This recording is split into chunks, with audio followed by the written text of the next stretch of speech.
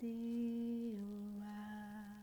everyone, hope you're well and that you are finding your own ways of experiencing aliveness. That's the topic of today, is aliveness and what that means, what that looks like, what that is and isn't. It's different for everyone, but I'm going to give you some pointers because, well, it's easier to follow then. But like I say, it's different for everyone. What makes you feel alive? So I ask you, in this moment, what makes you feel alive? It can be absolutely anything at all. Positive or negative. It can be any kind of craft.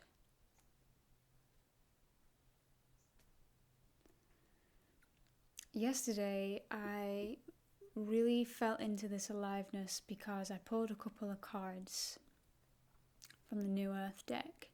And I'm going to read them to you because they all seem to fit together to form a story, a puzzle. And it made something switch on in me that I am going to refer to as aliveness throughout this video, because it was kind of showing me the opposite of what I was,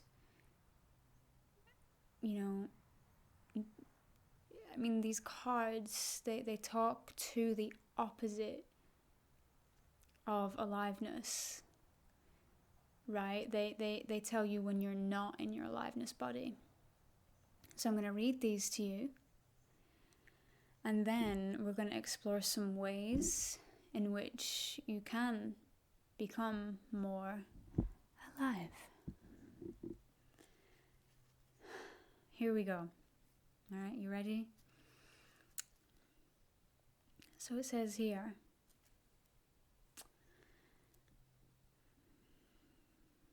most people are so distracted by their thoughts, so identified with the voices in their heads, they can no longer feel the aliveness within them. The other way that I'd put that is being on autopilot mode and convincing yourself you're just here to get a task done, and then once you're done you can maybe be a bit more aware of your surroundings, be a bit more aware of how you're feeling, be a bit more aware of the now moment. But autopilot mode, I think, kind of we convince ourselves it's necessary, and it is, but only because we live in a world where it's been made to be the only thing that's necessary, which is just to get the job done. And I do think there's this big debate politically and spiritually going on, or environmentally and socially going on, where many of us can see beyond the confines of society and what it's asking for and what hard work looks like and is. And other people are not necessarily here to do the same kind of work. They're here to do something a bit different, that's not just packaged in a box. I feel like that's the shift that has to be made at the moment, because not everyone fits into the box of a job that's hard working. Some people are good at that, and we need that, and it's very respectable to see someone who's very hard working and good at their job. On the other hand, though, some people are here to do something different. And so for them, they struggle even more to be good at their job or even alive in themselves, like even more so, because they're not necessarily getting praised because they're not actually that good at their job, because it's not what they want to do. you kind of can't force that kind of thing. You're built for it or you're not. And there's always going to be a give and a take in society that needs to be there, for sure. It's just, there's another way to do that than it just being all about, well, I guess, working hard and earning money. I feel like there's a type of working hard that is maybe more of a self-taught thing, like a type of discipline, self-discipline, that is able to be very creative, that is able to be very innovative, is able to be very healing. And in exchange for that type of spiritual endeavor, people will gift for that. You know, we have a culture now that's developing that's about gifting to people. You see that on platforms like this, for example. I get, you know, a certain amount of gifting happen when I share this information that comes through my channel, because it's like a type of give and take, and there's a different type of value placed on that isn't easy to trace or track. But I do think that the rigid structures that society has placed on, if you work hard you get this, this and this, isn't for everybody. Some people work hard in different ways that society wouldn't necessarily know how to spot. So, went on a bit of a ramble there, bit of a tangent there. But to me, this is where I'm saying this autopilot comes from, that I noticed in other people. It's like a type of, and myself, it's like a type of lack of aliveness, because we're trying to fit into a box that is more like a circle for us, you know? To be unable to feel the life that animates the physical body, the very life that you are, is the greatest deprivation that can happen to you. And I just think that's really sad, because so much of our inspiration, motivation, life force energy is given life through our feeling body, is given life an expression, and feels good through our physical body. And I think that's why so many people love sports, because you're actually moving your body, you're actually getting in touch with the physical body and expressing the aliveness that runs through your body in your own little way. So when you don't have that expression, and your expression is mainly through a means like I'm sharing with you here, which is through technology, you can get very wrapped up in your thoughts. You can get very distracted by your thoughts. They can become a world all of their own. And it's a little bit like fragmenting yourself, because you have to accommodate for all of these different parts of you that come through the thoughts, that take up a lot of your time, that you would actually spend feeling more, and you would actually spend moving your physical body more. So it's not like there's any one job is better than another. Every job has its downfalls. And I hope you can see that by my explanation of, you know, some people are working hard in jobs which can make them go into autopilot, but at least they're using their bodies. At least they're maybe good at their job, or maybe they're just trying really hard, and that should be commended too. But, you know, if you're in a job that you absolutely just don't like, you're gonna probably wear yourself down as well. So let's go to the next card. So this one is about your energy field, which is also connecting with your emotions, your pain body. And it's just something to be aware of. Like I say, these cards are kind of pointing to the opposite of what we want to feel, so that we can recognize, oh, okay, that's why that's happening to me now. I want to get into my aliveness again.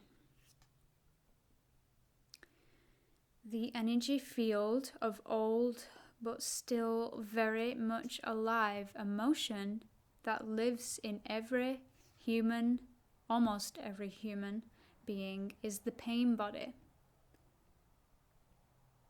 So every human being has a type of pain body living in them for one reason or another. The pain body, however, is not just individual in nature. It also partakes of the pain suffered by countless humans throughout the history of humanity. So that's pretty intense to think about. You don't just carry your own pain, but you can necessarily or unnecessarily tap into the pain of the planet and what's gone on here. But it's because we're extensions of the earth, and it's because we're meant to transmute some of that stuff for her, because she can't do it all by herself, and she gives us everything we need, right? Everything we use comes from earth. So in exchange for her giving and for our taking, we give back the gift to Mother Nature of transmuting, transforming some of this pain body that we feel on a daily basis. You know, like I said yesterday, I came across this information. I pulled these cards, and I was going throughout my day everywhere I went, even to Walmart, practicing the aliveness body, and I was kind of able to even feel tingles at one point. But I noticed how interesting it is that when I walk into Walmart, I'm able to stay in that frequency for a little time, but then by the time I left Walmart, I'd only been in there like 30 minutes, and just in that 30 minutes, my vibration, my frequency was much harder to keep in that aliveness body, because I mean the Walmarts are generally huge, and there's tons of people in there, and there's tons of energies in there, and tons of pain body and pleasure body, by the way. But what I noticed is that I was actually, because I was already in my pleasure body, I was already in my bliss body, I was tapping into aliveness and what it felt like in me, and I was even getting tingles throughout my whole body, which to me is like kind of like an opening of my senses and being a bit more alive and a bit more awake to the moment. And I was noticing how a lot of other people kind of were just in autopilot mode, as I was saying. And the other thing that I noticed is that because I was in that aliveness body, I had more people notice me that were not in their aliveness body, because it was maybe something that they needed in that moment, was to recognize someone kind of in their awake energy and kind of snap them out of whatever state they were in that's kind of like low, because I could feel their energy being in that space. It was kind of like noticing them be annoyed at me for being a bit more playful and a bit more open, because it's like a type of jealousy, it's like a type of envy. But then what tends to happen, because I watched it happen in a couple of women actually yesterday, I didn't back down with my energy. I still allowed myself to be alive, because this is one of the things, we can get intimidated by people when we're in our bliss body or awake body or aliveness body, and you get into a room, dark room, like, because it's just concrete and mortar, you know what I mean? Like, you get into a room full of energies that do not necessarily feel the same. They're actually kind of like, just let's get this over with, like, I'm just done here. Sometimes you meet people that are just really jolly and happy, and one of the things is that it actually takes a lot for them to do that. You know, it's actually easier to go into autopilot mode and to go into like, just get me out of here, like kind of vibes, just tunnel focus, just not any kind of awareness or aliveness to the moment. And like I said, one of the things that I noticed in a couple of the women is that they would watch me in that space, just briefly. I mean, one woman was kind of staring at me, so I stared back at her, and I was like, yeah, this is in you too, like, this isn't just something that's just in me, like, you can get there as well. Just like, I know that she may not have received that information just by me thinking that I'm telepathically sending her that, but that's kind of how it works for me when I go into big places like that. I can't help but communicate, not just with people but with animals, like telepathically. It's happening for me all the time. Anyways, how they take it, how their projections work in their mind may be very different. This woman may have had no clue that any of this occurred. It may have been completely subconscious, that she was kind of staring at me and then walked away. And then I could see, though, she was going through her own processes. She was kind of like, and again, I don't know this for sure because I didn't talk to her. And even then, even if I would have talked to her, I wouldn't have necessarily known. Like, this is the kind of stuff that's like beneath the surface layer that people like will think in their subconscious mind. They won't necessarily bring it through to the conscious because it's just weird to talk about this kind of stuff. But I could see that when she first saw me, it was kind of like you kidding me? Like, you're really gonna be that happy walking into Walmart? Not that happy, but you know when someone has a glow in their eyes, you can just tell. And a part of you may have felt, oh, that person has a glow, beautiful. Another part of you at one point may have felt, oh God, not people like you again. Like, you just have it easy, or just something like some kind of judgment, some kind of projection. And anyway, I could tell that she was on the other side. But then what I noticed is, because I looked back at her and I wasn't afraid to be this aliveness body that I was in that moment. I mean, it's not easy to tap into all the time. So this is why I'm really taking you through the motions with this. It's hard to explain. It takes a while to explain all of this, but it's complicated. So bear with me in explaining all of this, because I am getting to the point. I could see that because she turned away after like a minute of us having a slight kind of interaction, and I could tell that she was like, oh, wait a minute, why am I doing that? Why am I like kind of judging someone for looking bright? I'm not sure if that's quite right. I could tell that she took it in, like, oh, let me just be with myself. It's kind of one of those moments where you just kind of need to be with yourself. Like, give yourself a hug. I could tell, she's a worker, and like on the back of her suit there is happy to help. And it's like not happy to help at all. Like, actually just get away from me kind of vibes. But that's how we help each other. If you're down in the dumps, people that are high in the vibes or whatever are teaching you something in the moment, and vice versa. When you're high in the vibes, you're teaching someone something. Like, you're teaching them in energy how it looks, what it feels like. And when they have judgments about it, if they're a good person, they'll correct themselves. Like, actually though, why would I be jealous of something that is teaching me, and I can I can reach that for myself, right? I can get there myself, especially if I don't judge that person. If I just be like, oh, that person's really bright, I feel like now I want to be bright, now I want to laugh, now I want to smile. That's kind of the effect we can have on each other when we don't go into judgment or jealousy. So, but yeah, it's hard. Like I said, by the time I left Walmart, I noticed the difference. But that's the same with any job you go to, with any kind of work that you do. By the time you get home, you're just knackered. So we do well to save our energy, as well, and not necessarily try and spend it all. But for me, anyway, I try my best to. It doesn't matter where I'm going, unless I know.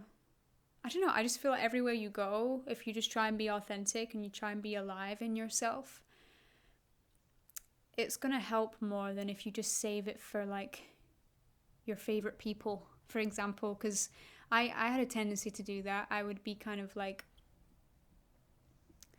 less talkative to certain people, but then brighter with other people that I liked. But now I don't do that, because now I realize that it kind of is meant to be for everyone. Like, it's kind of meant to,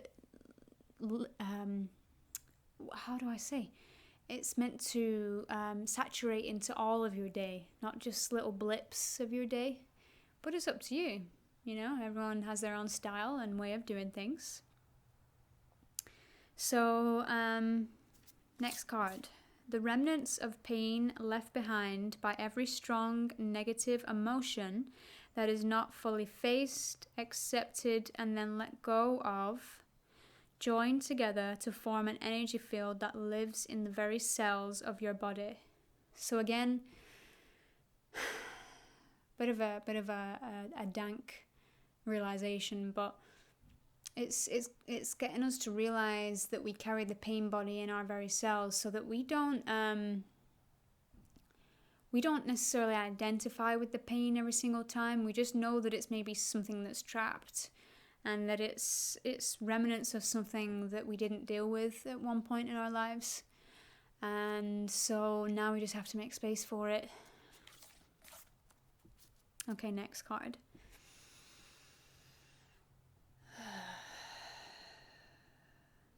The ego doesn't know that the source of all energy is within you, so it seeks it outside. It is not the formless attention, which is presence, that the ego seeks.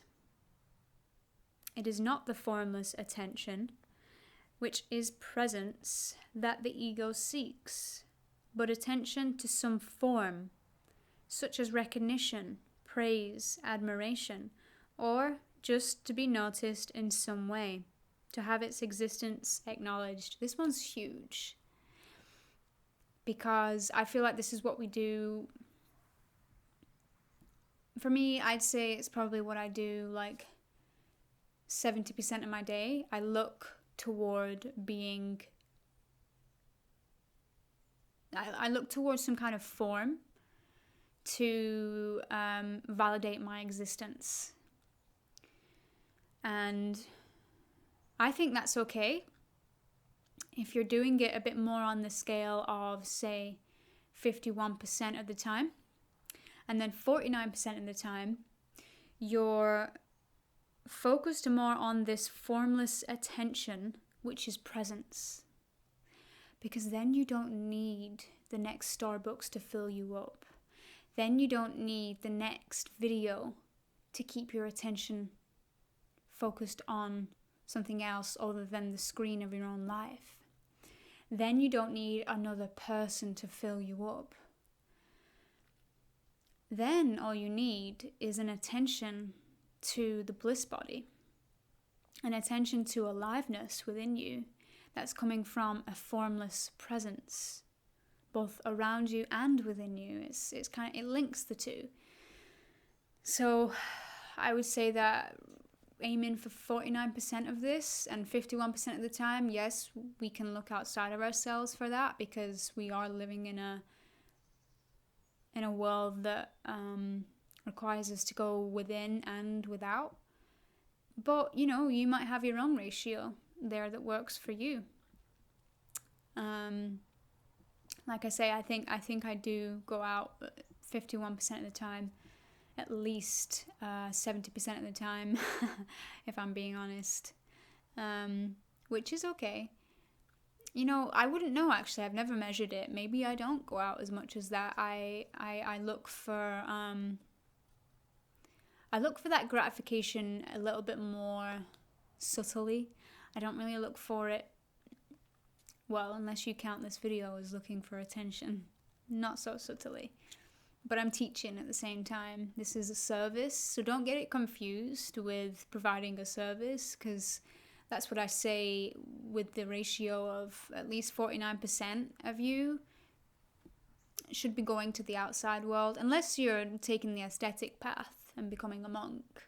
But even then, they communicate amongst each other. And so I think you've got your service that you provide to the outside world, and then you've also got your service that you provide to yourself, which is the presence. Being aware of having your attention on this formless presence.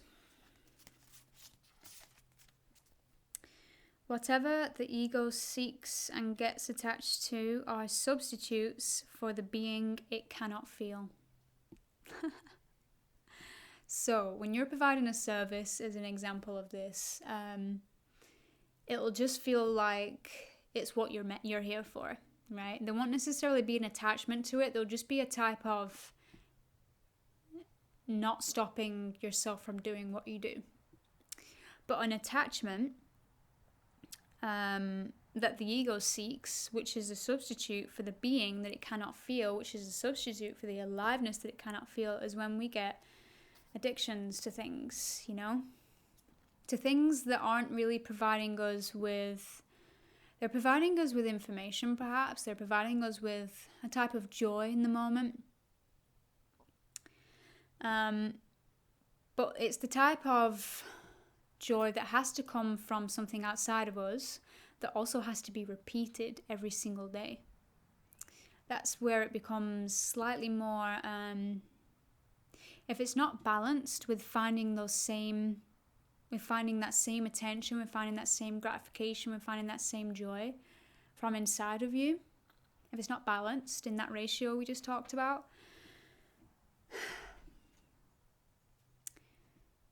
it can drain you much quicker. It can get you to feel deeper, darker emotions much more often because you're not balancing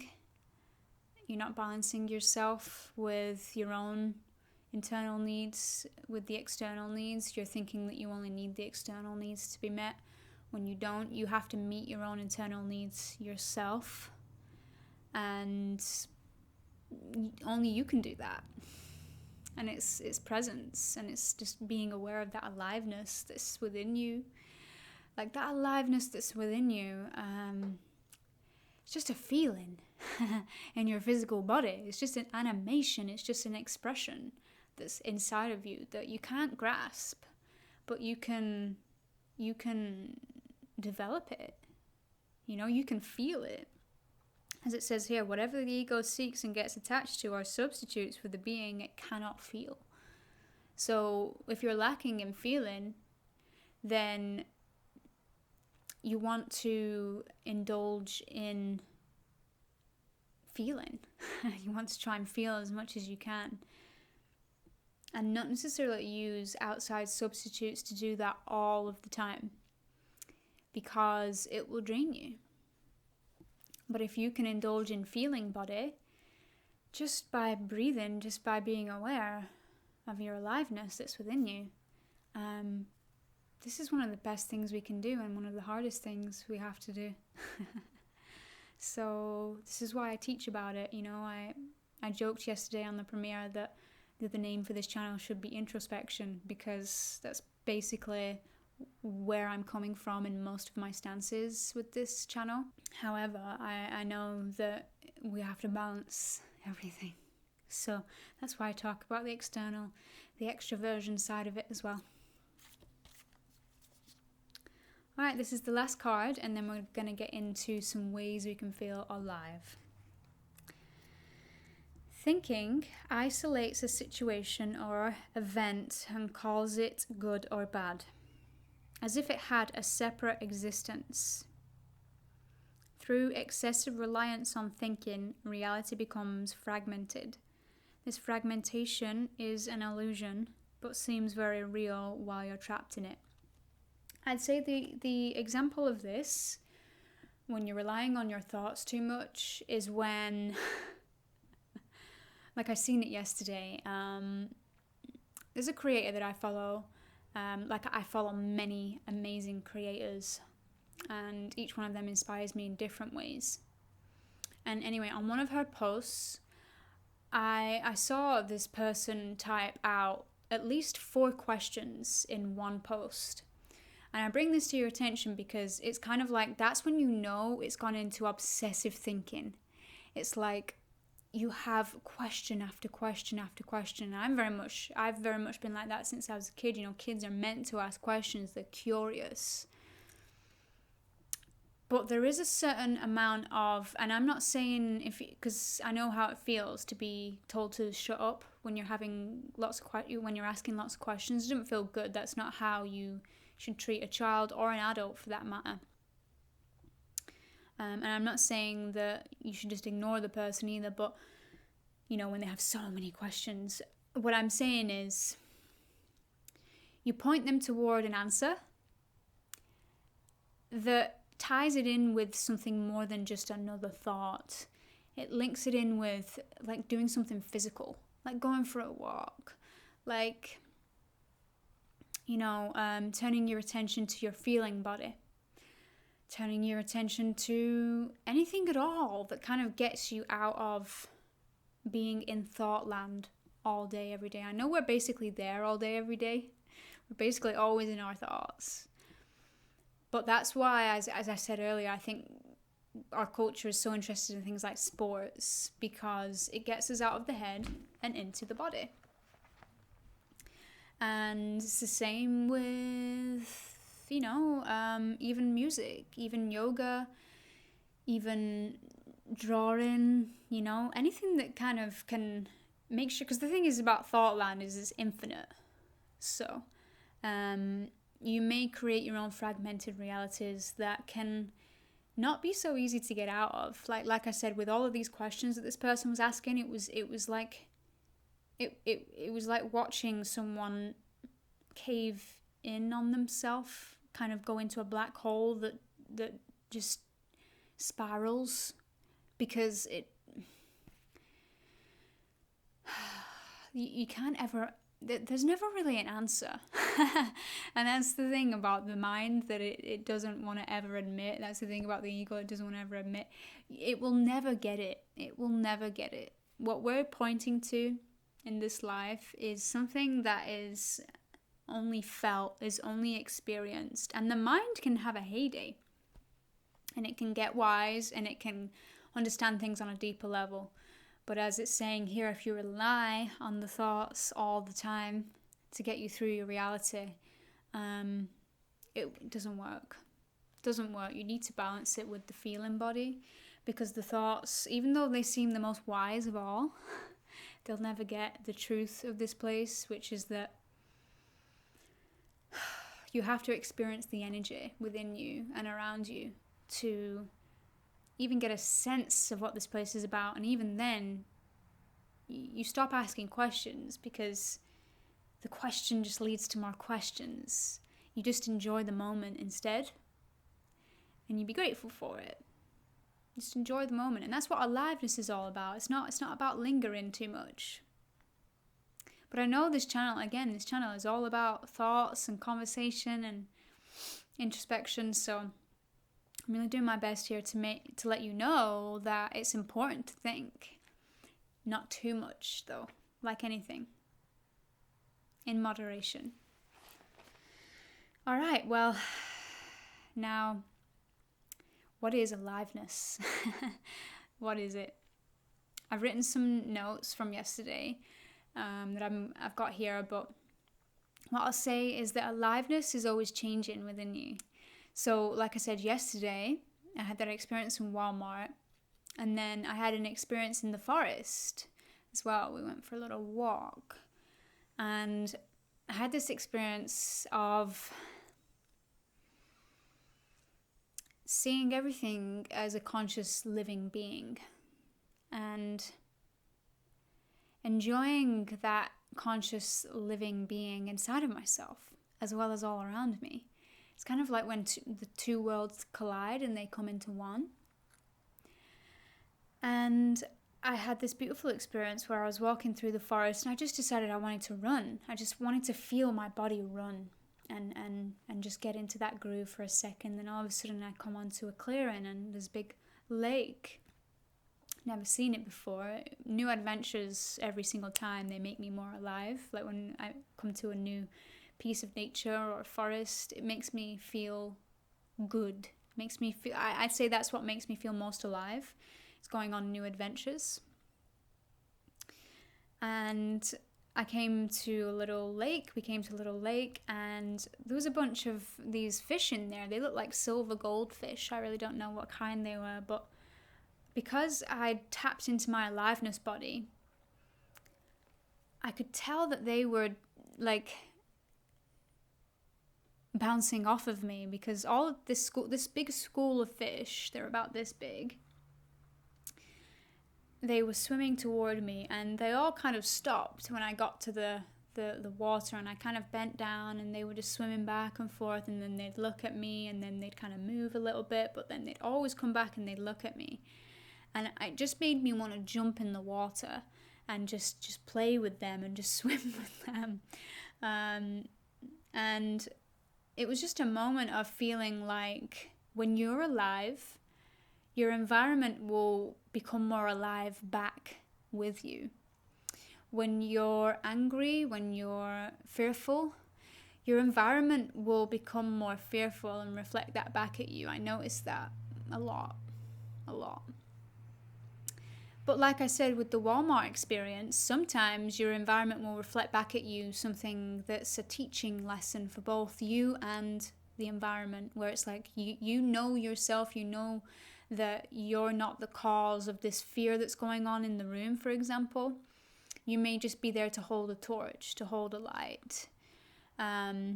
Other times, you may be the one that's in fear and everyone else is having a great time, and that's where you're meant to learn from as well. So it can have you can have 4 different experiences with this type of mirroring that happens.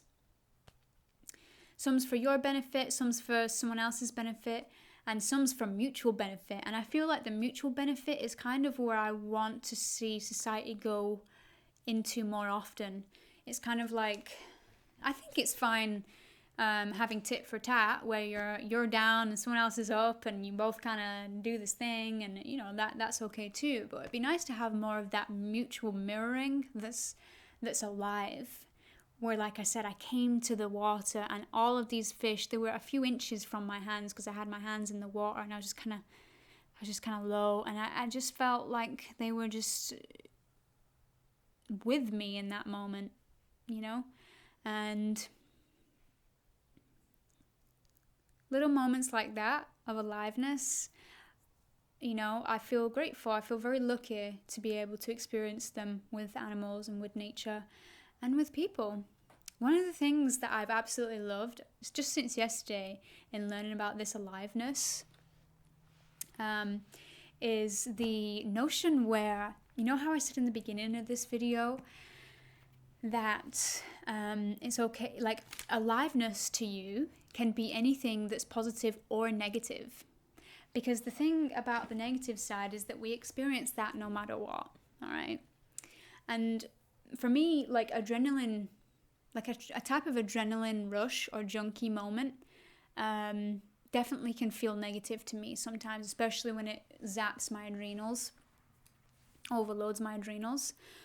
But some of that could be because of the way that I add on to the fear body that's already existing around that. A couple cards ago we talked about the energy field of pain body that's basically alive in most of us, because we have some work to do there to release some of the pain that's not always ours, by the way.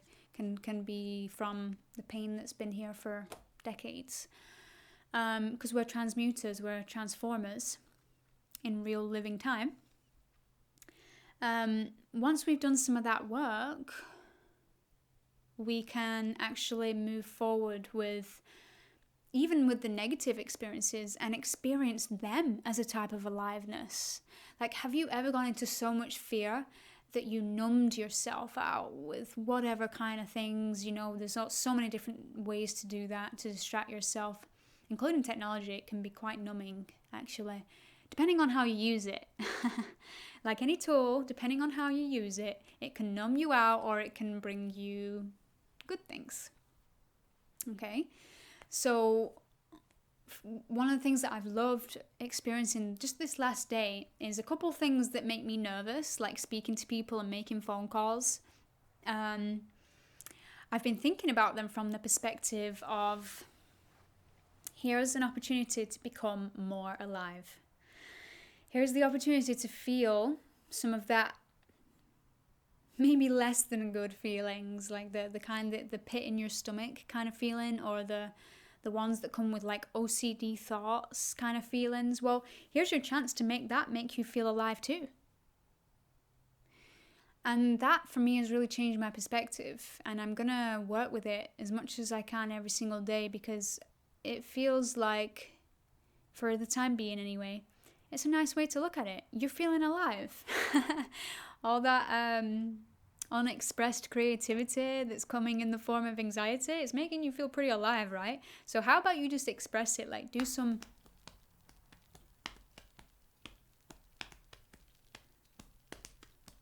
Like, I'm not saying just sit with the aliveness and just feel it all. I'm saying feel it and express it in some kind of way. That's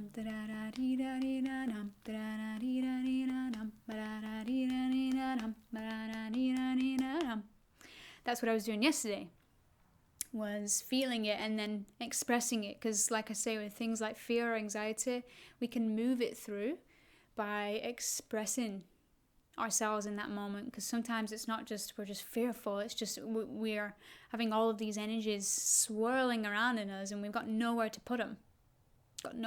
So start singing, start dancing, start drumming, start talking, whatever. I mean, there's all different kinds of things. And let's see what else we can do, because I got a list. To be able to feel the life force energy that animates your physical body. That's aliveness. Okay, that's the definition for it. To be able to feel the life force energy that animates your physical body. Everything from tingles to anxiety, either way, give this energy an outlet.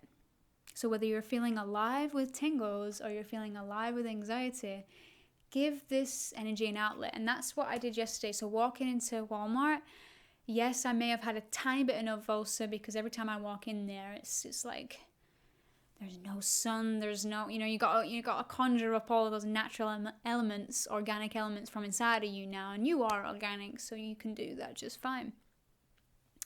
So I was kind of like, when I was walking in, I was just kind of, I don't know, being like a kid. You know how kids just kind of like, or like they'll really express themselves. Like if they don't want something or they want something, it's like, it's like really big in their body, in the way that they express it. And that was just happening to me naturally yesterday when I was thinking about aliveness. What does aliveness look and feel like in this moment? It was trying to get like some energy moving out of my body. So I was kind of like walking like this, so I could see why it's like I don't want to bring attention to myself, but it's like a kid expressing themselves and not really worrying about what kind of attention it's bringing to itself, because it's not really for other people, although it kind of is. It's kind of to, like, when you see a kid, they remind me of like how free it is to be in the body at that time, because you've not got all your pains and your weaknesses and your blah blah blahs. You're just it's a new body, right? You're just like, woo, yeah, I can move, do anything I want. So express it, give it an outlet. Don't just be alive inside and just kind of, because sometimes I get a bit stuck in there. So express, give it an outlet in whatever form feels best. The opposite of aliveness is when we stifle the feelings of aliveness with more pain body or separate the experience through thought. Okay, so that's one of the opposites. We've already talked about it though. Aliveness with plants, trees, colours, textures, sensations, nostalgia, opportunities. Those were the list that I made yesterday that make me feel alive. Like even things like positive nostalgia can make me feel like, oh, I feel really good in this moment. Just to have lived that experience in the past. So even memory can help you to feel alive. So it's not always about the now moment, although it is about the fact that you're experiencing it in the now moment. Do you know what I mean? Like you're experiencing a past memory in the now moment. So it's still a now moment, especially when it's a good one. And when it's not such a good one, look, if you see your whole timeline before you, it's what your higher self can do. You can see that you have a timeline, so to speak. You have everything gets figured out each year, each decade of your life.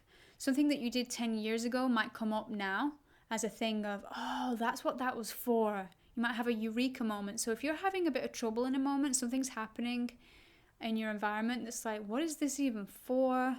I don't get why I'm experiencing all this tumultuousness inside of me or around me. Sometimes it's building you up for something that you don't know is coming. So just a little tidbit of advice there for you. Talking and meeting and adventuring with new people and places make me feel alive as well. Technology, drugs, some old stuff can make you feel numb depending on how you use it. We talked about that. Getting comfortable, then inspired, then experiencing something new. Sometimes if you build something up too much in your head, the thing that was supposed to be exciting for you turns into something that's, uncomfortable. That's what I was thinking about with that last one. So I tend not to plan too much these days because it makes me think about it, because I have a bit of OCD, it makes me think about it constantly in my head. And by the time the thing actually arrives, it's like I can't get comfortable. So one of the best experiences I've had with my bliss body, with this aliveness that I'm speaking of with you in this video, this long video, I'll wrap it up and say that it's about getting comfortable in yourself. It's about knowing yourself and what makes you feel alive. So I'm going to leave you with that question. And you can tell me in the comments if you like, what makes you feel alive? Let's share it with the community and see if we can get inspired. So, for me, getting comfortable and then going on a new adventure is what makes me feel alive. So, I look forward to hearing anything that you wish to share with me. Thank you all so much for your kind support and comments. And if you would like more content, I have more here on YouTube under the Join membership, and I also have content that I share and readings that I do for my patrons. So please take a look there if you're interested in more services from me. And I will see you next time. Peace, everybody. Much love to you.